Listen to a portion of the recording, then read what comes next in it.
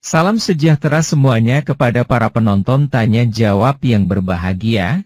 Semoga video ini bisa memberikan pengetahuan dan edukasi kepada para penonton, dan jangan lupa untuk like dan subscribe channel ini ya.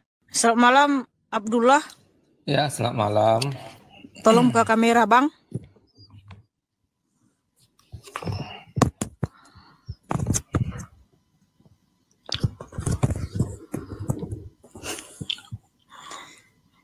Ya.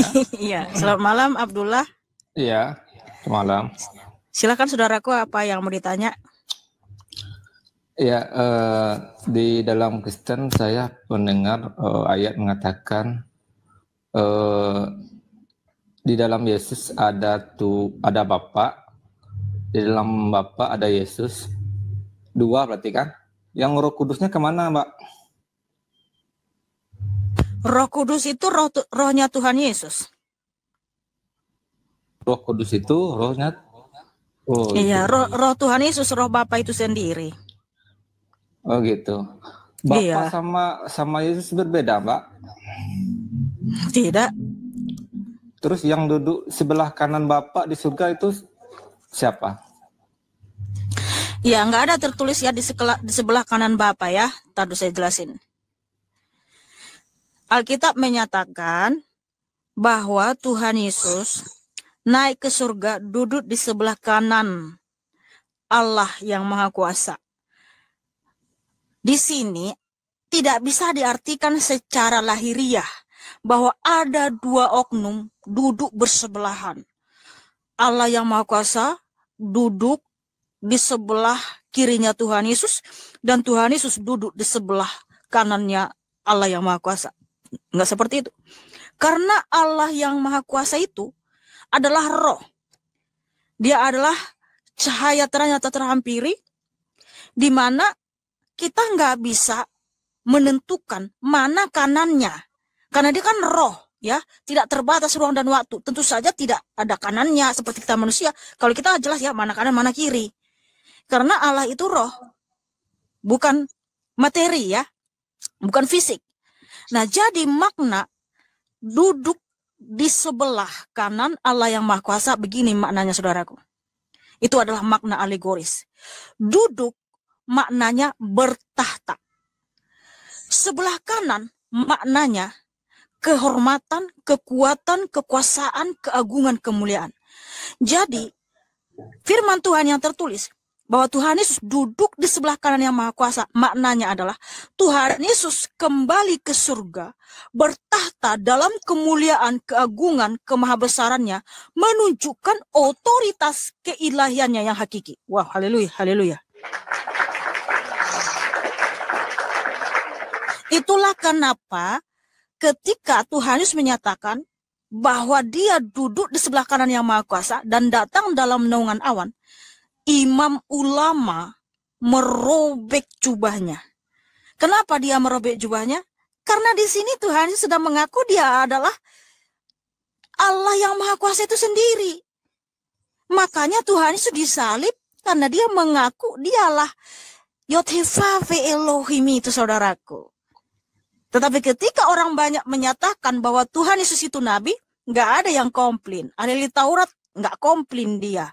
Tetapi ketika Tuhan Yesus mengaku dia adalah Yod-Heh-Vav-He Elohim yang datang dalam naungan awan, orang Farisi, ahli Taurat ngamuk. Mereka pikir Tuhan Yesus menghujat. Mereka pikir Tuhan Yesus berdusta. Mereka nggak percaya sama Tuhan Yesus. Kalau mereka percaya Tuhan itu Tuhan dan Allah, nggak akan disalib dia. Tetapi karena mereka tidak percaya, Tuhan Yesus dianggap menghujat, maka disalibkan. Apakah Tuhan Yesus berdusta? Dia adalah Yod-Heh-Vav-He Elohim itu sendiri yang datang ke dunia? Tentu saja tidak, saudaraku. Karena ketika dia disalibkan, dia mati, dia bangkit dari kematian. Dia menunjukkan bahwa dia Tuhan yang Maha Kuasa, pemilik kehidupan. Dia mematahkan kutuk kematian. Dia mematahkan kematian itu. Makanya dia disebut tidak takluk kepada maut. Karena dia menaklukkan maut itu. Karena dia mematahkan kematian itu, saudaraku. Nah, seperti itu, Bang Abdullah.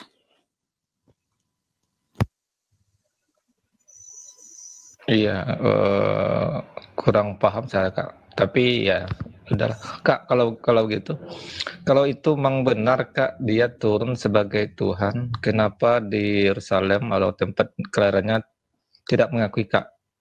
yang mengakui cuma yang di waktu itu di Yunani atau Roma. Kenapa sampai begitu Kak sampai sekarang Kak? 99% di Yerusalem kan bukan Kristen Kak. Iya, pada waktu itu Noise. ya kamu Sarenda. Silakan Sarenda mungkin mau jawab. Silakan Sarenda. Pertanyaannya apa tadi? Oh ya. Jadi Yesus itu di dalam Alkitab menjelaskan bahwa ketika dia turun di antara orang Yahudi, benar banyak orang Yahudi yang menolaknya. Apalagi ketika dia menyamakan dirinya, aku dan Bapa adalah satu. Orang-orang Yahudi melempari dia dengan batu, bahkan mereka bilang dia hanya orang tukang kayu, kenapa dia menyamakan dirinya dengan Allah, kan gitu. Nah, tetapi Tuhan Yesus bilang, tadi udah dikasih ayat sama Kanikana, yaitu Yohanes 1 ayat 9 dan 10. Terang yang sesungguhnya datang ke dalam dunia, dan dunia dijadikan olehnya, tetapi dunia tidak mengenalnya. Dia yang datang ke dalam dunia yang adalah Elohim itu sendiri, tetapi orang-orang pada saat itu tidak menerima. Dan mereka tidak mengenalnya. Makanya Tuhan Yesus bilang, dunia tidak mengenalnya. Gitu. Dan kemudian Tuhan Yesus berkata, kamu dari bawah, aku dari atas. Kamu dari dunia ini, aku bukan dari dunia ini. Jadi jelas, bukan hanya untuk seluruh orang-orang Yahudi ya, bahkan dari bangsa Israel, tetapi banyak yang mengakui dia bahwa dia adalah Tuhan dan Allah itu sendiri. Contoh, para murid-muridnya, mereka mengakui Yesus itu adalah Tuhan dan Allah. Nah, penginjilan berasalnya dari sana. Sehingga tersebar ke seluruh dunia gitu. Iya, jadi Abdullah, kenapa orang Yahudi itu menyalibkan Tuhan Yesus? Ya karena mereka tidak percaya bahwa Tuhan Yesus itu adalah Allah itu sendiri atau Sang Mesias. Ya seperti itu Abdullah.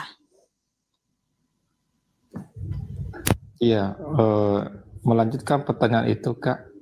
Kenapa di dalam Bible banyak mengatakan orang Israel, sembahlah Allah kita Esa dan Yesus sebagai utusan. Kenapa bisa berbeda gitu, Kak?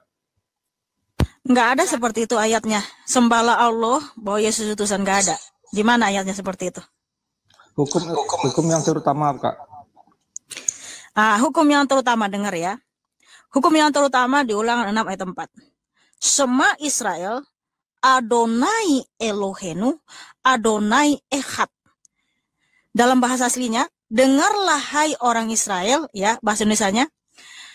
Yod-Heh-Vav-He itu Elohim kita, Yod-Heh-Vav-He itu Esa. Jadi tidak ada di situ Allah itu Esa, nggak ada. Tapi Yod-Heh-Vav-He itulah Esa. Dialah Elohimnya orang Israel. Kenapa disebut dia Esa? Karena dia satu-satunya Tuhan Allah yang benar. Karena Yod-Heh-Vav-He itulah Sang Pencipta langit dan bumi. Tidak ada yang seperti dia. Itu hukum yang terutama. Tetapi ditegaskan lagi, siapakah ya yang Esa itu? Yaitu Yudas 1:25. Elohim yang Esa, Juru Selamat kita, Yesus Kristus. Jadi Yeshua HaMashiach itu adalah Tuhan itu sendiri. Dia adalah Elohim yang Esa, Allah yang Esa, yang harus kita puji dan kita muliakan. Makanya ada firman Tuhan ya, dipuji. Di mana itu Sarenda? Bahwa Tuhan itu adalah Allah yang puji selama-lamanya. Di mana? Roma 9 ayat 5. Roma 9 ayat 5. Mereka adalah keturunan bapa-bapa leluhur yang menurunkan Mesias dalam keadaannya sebagai manusia yang ada di atas segala sesuatu. Ia adalah Allah yang harus dipuji sampai selama-lamanya. Amin. Nah, ia ini merujuk kepada Tuhan Yesus, bahwa dia adalah Allah, Elohim yang harus dipuji selama-lamanya. Itu yang tertulis dalam Alkitab, saudaraku. Haleluya, haleluya. Jadi kakak tidak mengakui surat yang mengatakan Tuhan Allah kita, Tuhan itu Esa, dan Yesus sebagai utusan. Kakak nggak mengakui itu, Kak? Kan itu banyak sebaran di ayat kitab, Kak. Iya, udah dijelaskan loh bahwa Tuhan yang Esa, udah dijelaskan mengakui, yaitu siapa? Yod-Heh-Vav-He. Nah, Kemudian kami karena tadi sudah menjelaskan siapa Allah yang Esa itu, yaitu Yudas 1 ayat 25.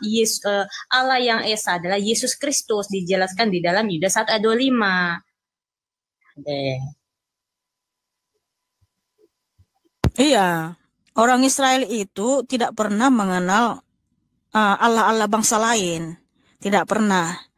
Mereka hanya mengenal Yod-Heh-Vav-He. Nah, Yod-Heh-Vav-He itulah Yeshua HaMashiach.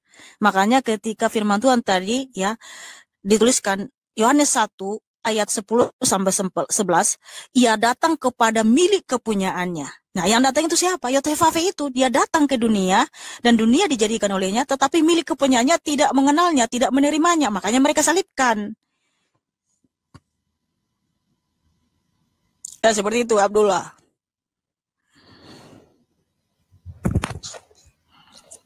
Ya, Kak. Terus kenapa kalau Tuhan itu Maha Pengasih dan Maha Pengampun, kenapa dia harus mati, Kak? Terus kepada siapa dia menebus dosa manusia, Kak? Iya, Abdullah. Justru karena Tuhan Yesus itu memberikan kepada siapa dia menebus dosa manusia? Kepada siapa dia menebus dosa manusia? Pertanyaannya lalu dijawab sendirinya sama dia itu. Kepada siapa dia menebus dosa manusia? Ya bentar, karena dia nggak paham ini. Kalau dia Maha Pengasih dan Maha Pengampun, kenapa dia mati dan bangkit kan gitu? Justru itulah bukti bahwa Tuhan Yesus itu Maha Pengasih dan Maha Pengampun. Dia berikan pengorbanan di atas kayu salib dan memberikan darahnya yang suci untuk pengampunan dosa-dosa kita. Matius 26 ayat 28, Tuhan Yesus berfirman, inilah darahku yang ditumpahkan bagi banyak orang sebagai perjanjian baru untuk pengampunan dosa-dosa. Itulah bukti bahwa Tuhan Yesus itu Maha Pengampun, saudaraku. Nah, kepada siapa Tuhan Yesus menebus manusia yang berdosa ini? Tuhan Yesus menebus kita manusia berdosa dari hukumnya sendiri. Itulah kenapa harus Tuhan itu yang datang menyelamatkan kita, bukan malaikat, bukan nabi. Karena nabi dan malaikat itu tidak bisa menebus manusia yang sudah mati dari hukum Tuhan. Jadi harus Tuhan itu sendiri yang menebus kita dari hukumnya sendiri, saudaraku. Dan seperti itu, Abdullah.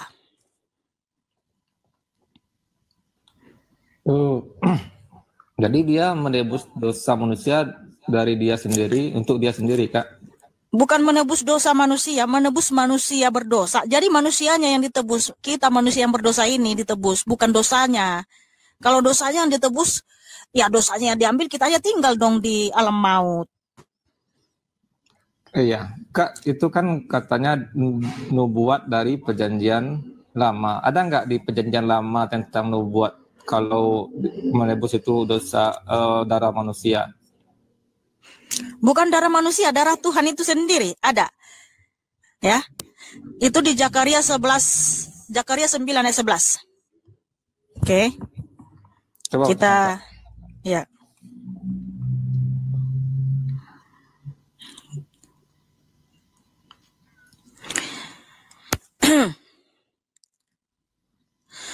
Oleh karena darah perjanjianku dengan engkau, aku akan melepaskan orang-orang tahananmu dari lubang yang tidak berair.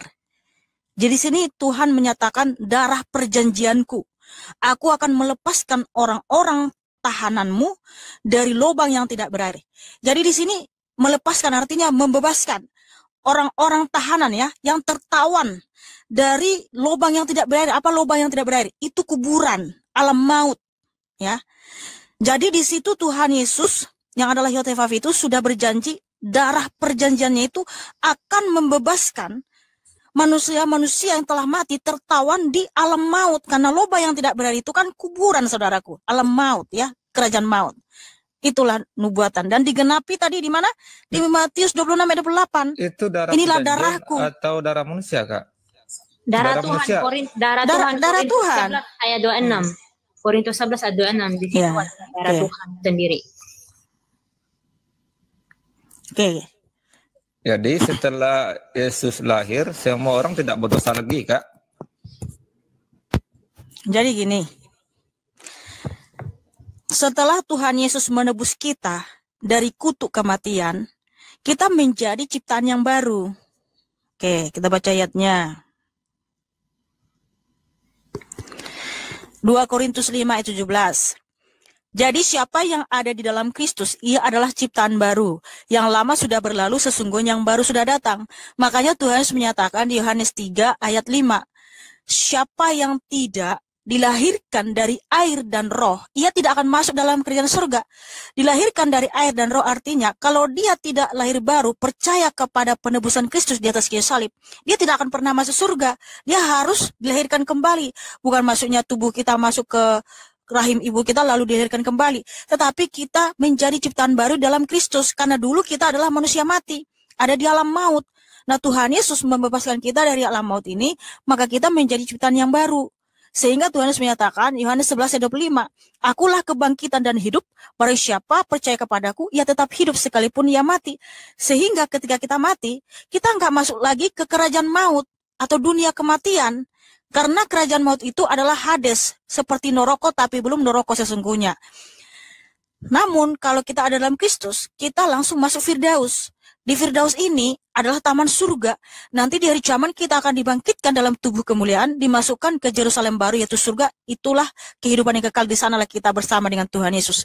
Tetapi orang-orang yang tidak percaya, orang-orang yang tidak lahir baru, ya, mereka itu kalau mati kan tadi masuk ke Hades, ke kerajaan maut. Mereka juga nanti akan dibangkitkan di hari kiamat. Tapi dibangkitkan untuk apa? Dibangkitkan untuk dicampakkan ke dalam neraka. Itulah kematian yang kedua yang tertulis di Wahyu 21 ayat 8. Nah, seperti itu Abang Abdullah.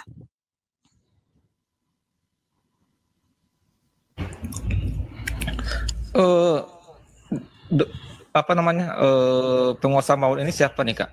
Yang Kak bilang tadi. Gimana? Gimana? Penguasa maut. Kerajaan maut. Kerajaan maut itu maksudnya tempat orang-orang yang tidak percaya kepada Tuhan Yesus. Kerajaan maut itu adalah tempat kengerian. Situasinya sudah seperti neraka tapi belum neraka sesungguhnya. Kalau neraka sesungguhnya itu kan penuh dengan lautan api dan belerang. Di sanalah terdapat kertak gigi dan ratapan. Nah, makanya Tuhan Yesus itu tidak menghendaki satu orang pun binasa, melainkan supaya semua orang bertobat dan datang kepadanya. Sebab tidak ada keselamatan di dalam siapapun juga selain dalam Tuhan Yesus. Karena semua manusia ini berdosa, membutuhkan sang juru selamat, membutuhkan darah yang suci untuk membebaskan kita dari segala dosa-dosa kita. Nah, Tuhan Yesuslah sang juru selamat itu. Oke, seperti itu saudaraku Abdullah. Ya, mungkin. Terima kasih Kak. Ha. Ya, lanjut sama kawan-kawannya lain Kak. Ya, makasih saudaraku sudah bertanya. Adonai Yesus HaMashiach memberikan kamu roh hikmat untuk mengerti apa yang sudah kami jelaskan ya. God bless you. Tepuk tangan buat Abbas Abdullah yang cakep dan manis.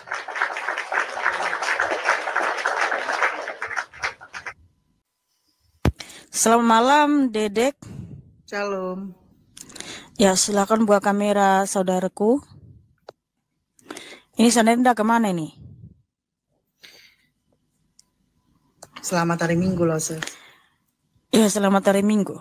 Silakan bisa buka kamera. Bentar. Oke, baik. Langsung saya mau bertanya mengenai ayat Yesaya 43 ayat yang ketiga sama 4. Yesaya 43 ayat 4. Ayat 3. Ayat 3 ya. Ayat 3. Poinnya di ayat 3. Oke. Sebab akulah Tuhan Allahmu yang Maha Kudus, Allah Israel, juru selamatmu. Aku menebus engkau dengan Mesir dan memberikan Ethiopia dan Sheba sebagai gantimu. Oke, apa yang mau ditanya? Oh, sorry. 4. Jadi? Yang 4. Ayat keempat. Oh. Oleh karena engkau berharga di mataku dan mulia, dan aku ini mengasihi engkau, maka aku memberikan manusia sebagai gantimu dan bangsa-bangsa sebagai ganti nyawamu. Oke. Lalu di sini kan Tuhan Yesus kan bilang sama Yakub kan, akan diberikan manusia sebagai gantimu dan bangsa sebagai ganti nyawamu. Itu diberikan keturunan atau diberikan pengikut pada zaman itu? Oke, kita baca dulu mulai ayat 1 sampai 4 ya. Namun sekarang beginilah Tuhan berfirman, yang telah membentukmu hai Yakub dan yang telah membuatmu hai Israel. Janganlah takut karena aku telah menebusmu, aku telah memanggil dengan namamu, engkau adalah milikku. Ketika engkau melewati air, aku ada bersamamu, dan melalui sungai, sungai itu tidak akan menenggelamkan kamu. Ketika engkau berjalan di dalam api, engkau tidak akan terbakar, dan nyala api tidak akan menyambarmu. Sebab akulah Tuhan Elohimmu yang Maha Kudus Israel, Juru Selamatmu. Aku telah memberikan Mesir sebagai penebusanmu, Ethiopia dan Seba sebagai gantimu. Sebab engkau telah menjadi berharga di mataku, engkau dihormati, dan aku mengasihimu, dan aku memberikan orang-orang sebagai gantimu, dan bangsa-bangsa sebagai ganti jiwamu. Nah, di sini maksudnya adalah tentang di mana Tuhan sudah membebaskan orang-orang Israel ini dari Mesir, Ethiopia, dan Seba. Karena dulu kan orang Israel itu diperbudak oleh bangsa Mesir. Nah, mereka diselamatkan dari itu. Gitu maksudnya, saudaraku. Jadi dibebaskan ya? Dalam Iya. artian dibebaskan dari segala penderitaan. Ya, dibebaskan dari perbudakan itu bangsa-bangsa yang disebut tadi itu Mesir. Seperti itu, saudaraku. Iya. Terima kasih Lose. Ya, sama-sama. Tuhan Yesus memberkatimu dan mengasihimu ya. Tepuk tangan buat Dede yang cakep dan manis.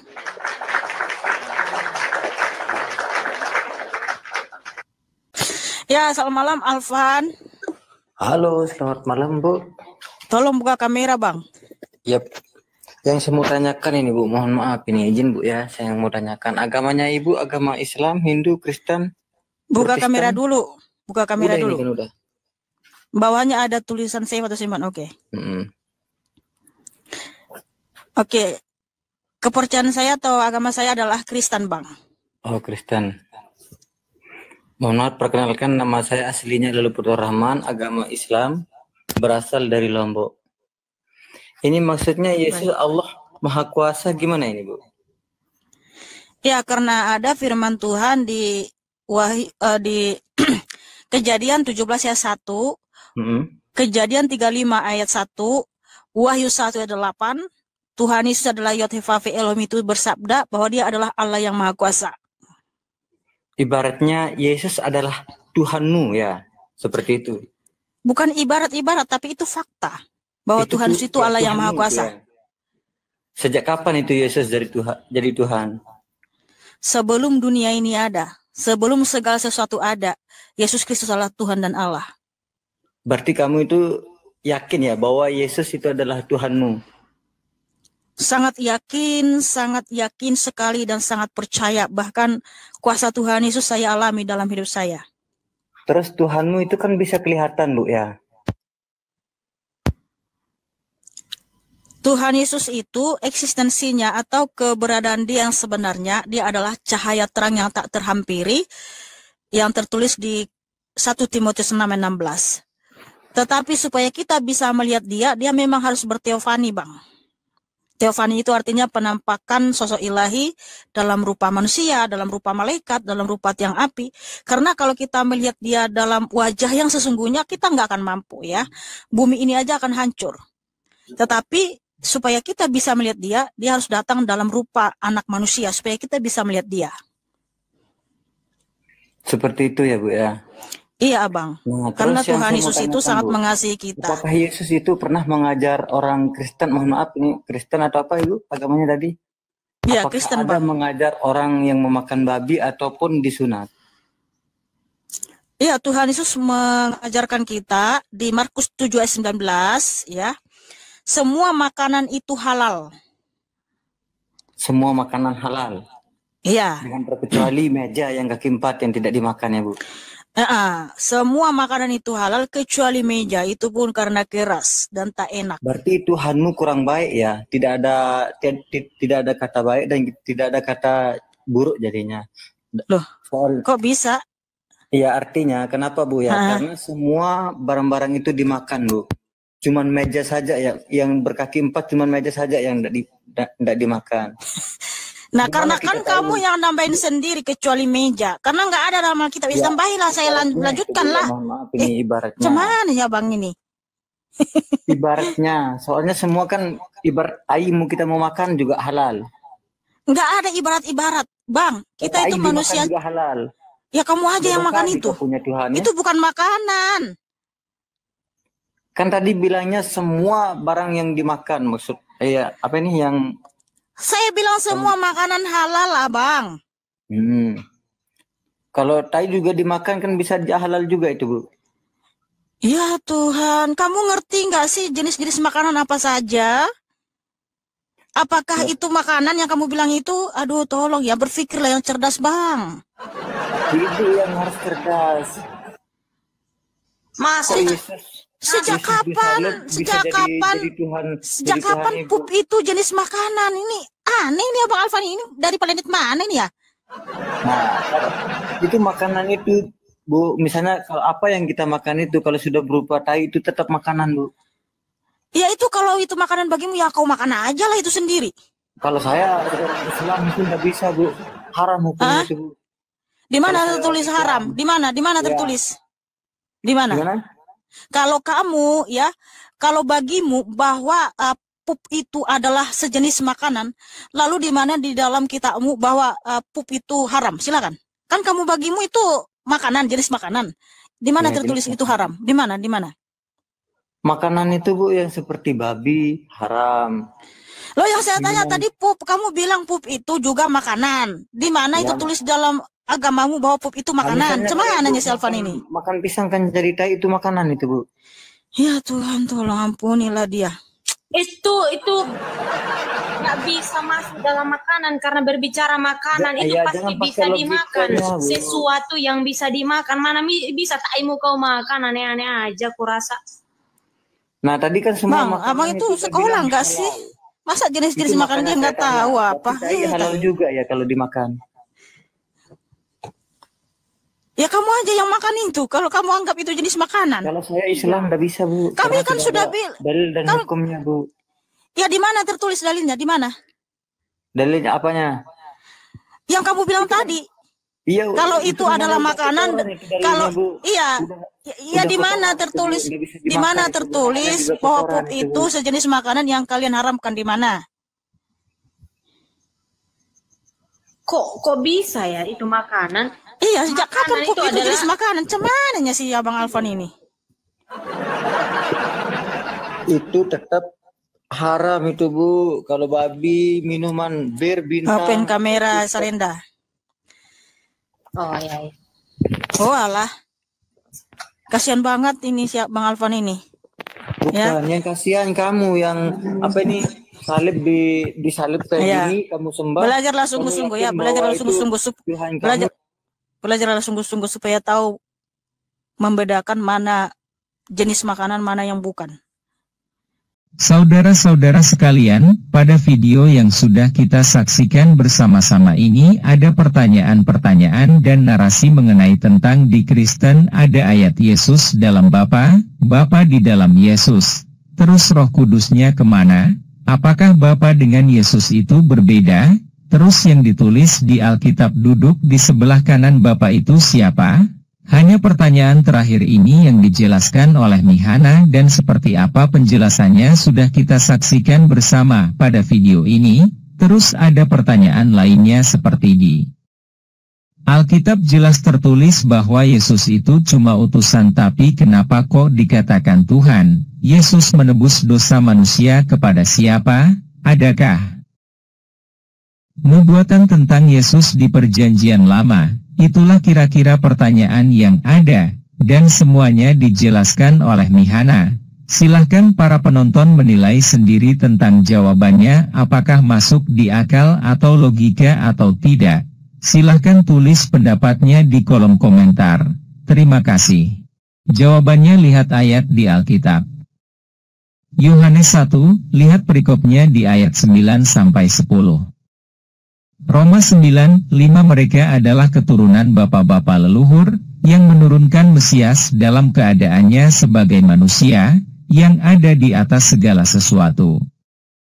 Ia adalah Allah yang harus dipuji sampai selama-lamanya. Amin.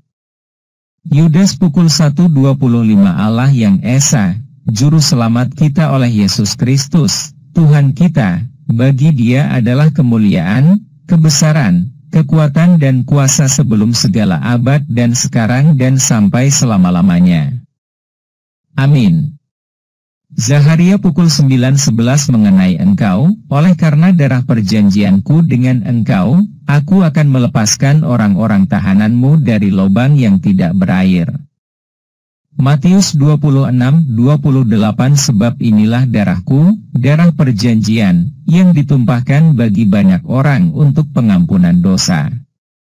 2 Korintus pukul 5:17 Jadi siapa yang ada di dalam Kristus, ia adalah ciptaan baru, yang lama sudah berlalu, sesungguhnya yang baru sudah datang. Yohanes 3:5 Jawab Yesus, Aku berkata kepadamu, sesungguhnya jika seorang tidak dilahirkan dari air dan roh, ia tidak dapat masuk ke dalam kerajaan Allah. Yohanes pukul 11:25 Jawab Yesus, Akulah kebangkitan dan hidup, barang siapa percaya kepadaku, ia akan hidup walaupun ia sudah mati. Wahyu 1:8 Aku adalah Alfa dan Omega, firman Tuhan Allah, yang ada dan yang sudah ada dan yang akan datang, yang Maha Kuasa. Wahyu 21:8 Tetapi orang-orang penakut, orang-orang yang tidak percaya, orang-orang keji, orang-orang pembunuh, orang-orang sundal, tukang-tukang sihir, penyembah-penyembah berhala dan semua pendusta, mereka akan mendapat bagian mereka di dalam lautan yang menyala-nyala oleh api dan belerang. Inilah kematian yang kedua. Kejadian 17:1 Ketika Abram berumur 99 tahun, maka Tuhan menampakkan diri kepada Abram dan berfirman kepadanya, Akulah Allah yang Maha Kuasa, hiduplah di hadapanku dengan tidak bercela.